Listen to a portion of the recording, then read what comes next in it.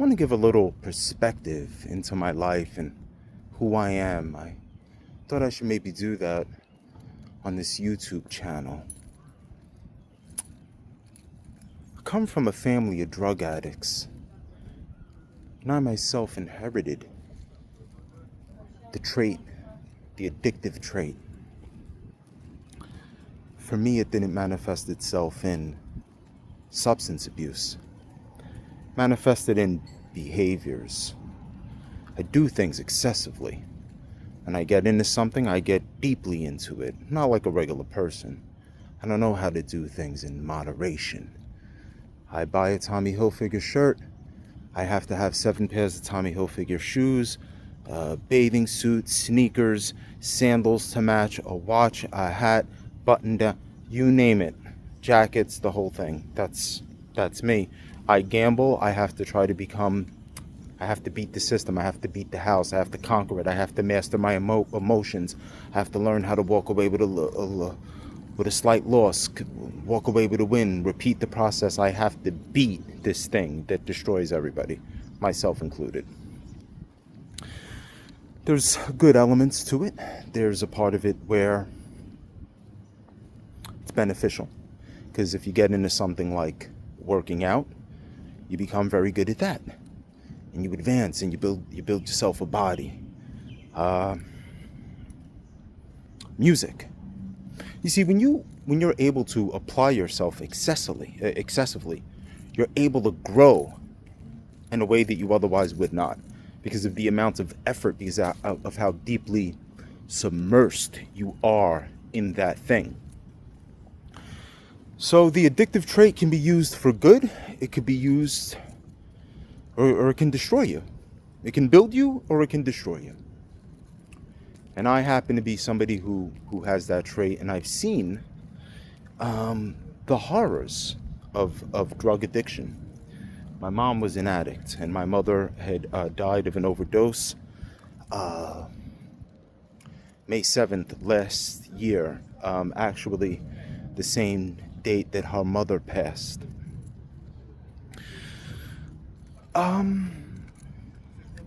That process was something that carried on for quite some time. You watch the transition, or the transformation take place. There was always a problem with drinking, but it would be binges. She would go on a binge, and the binge would last like 2 weeks or so. My mom had panic attacks, so she would end up in this cycle that she couldn't get out of. She would drink, and then she would get this panic attack, this idea that she has to keep drinking, otherwise she's going to get palpitations, and it would just like continue. She couldn't stop drinking because she would get the palpitations.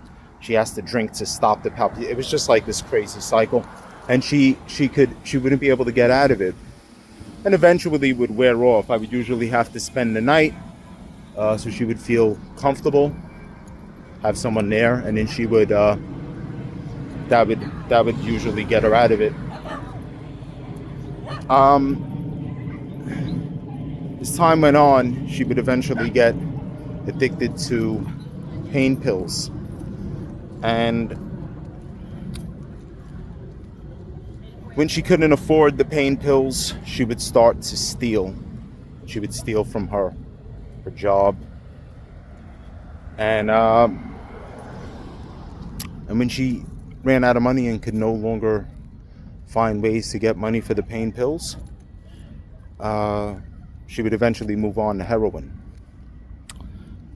And with that, it was, you would try to get her to a detox, or you would get her to a detox. She would go, come out. I remember driving to the methadone clinic every day, and that would last for about maybe 2 weeks, 3 weeks, and until she would have a relapse. And I guess the heroin would go from heroin to become a mixture of things. Eventually, it would become. It's hard. It's very hard to. I feel myself getting dizzy as I talk about this. It would eventually go from heroin to cocaine, crack. I see my mom smoke crack. I watched my mother deteriorate. This was a well-dressed, functioning woman with a job, a little bit of money, savings. And I watched my mother deteriorate and ultimately become a full-blown drug addict. To where she would kind of live like somebody who was living in the street, actually. Except the only difference was that she was in an apartment, and in many ways, the streets would have actually been cleaner. As this is going on, you become affected. It made me very angry, made me violent. I would find myself getting into things. I'd want to hurt the people that were selling it to her.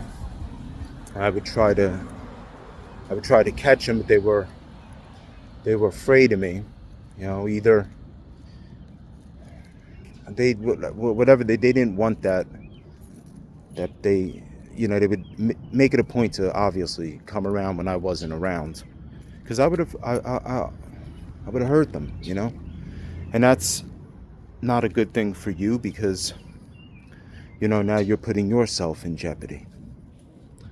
And but that anger didn't stop there. That anger would get me into other issues where I wouldn't respond well to just very basic conflicts that people have on a day-to-day basis. I would be willing to take it all the way and willing to engage in violence or initiate it because of how much pain I held inside and how much stress I held inside. So I became very volatile, and these traits stick with me to this day. Even now as I speak, I walk around with a torn bicep because of a fight that I got into recently. At this age, at this point in my life.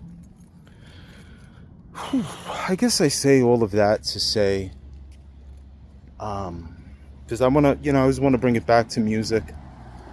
I guess I say all that to say when you truly live the horrors of this thing, when you see what it does to the people you love more than anybody in the world, and you see how it destroys them and what it puts you through and the trauma and all of these things, and then you see how we celebrate this like this is something special, like this is something pretty, and we celebrate like, oh, I was selling crack to fiends, and then we're gonna make a video with the drug addict, like the drug addict is somebody who is not a person. Like, this isn't a human being. Like, this isn't somebody's daughter, sister, mother, whatever it is.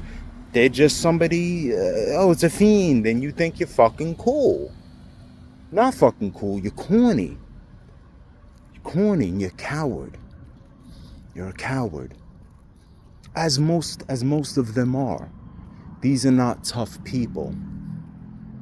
Are these people very fragile, very, very scared, actually. You would think, when you think drug dealer, you think like tough street people. Anyway,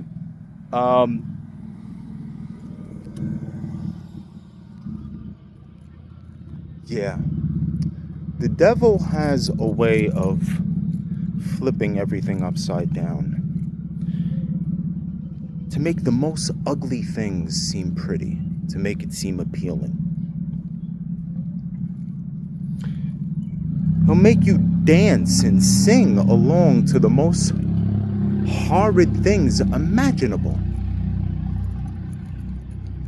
He'll make murder seem appealing, seem fancy. seem pretty. Make everybody dance and celebrate. And then we'll celebrate the glory, all right? So somebody benefiting off of somebody else's pain. And then we'll celebrate them. Good for you. So congratulations. You've ruined so many lives to enrich yourself. I would like to give you my money and place you on a pedestal. Celebrate him. I hope my kid can grow up to be like you. So that's one thing about me. I respect the art, you know? I respect the art, regardless of what it's about.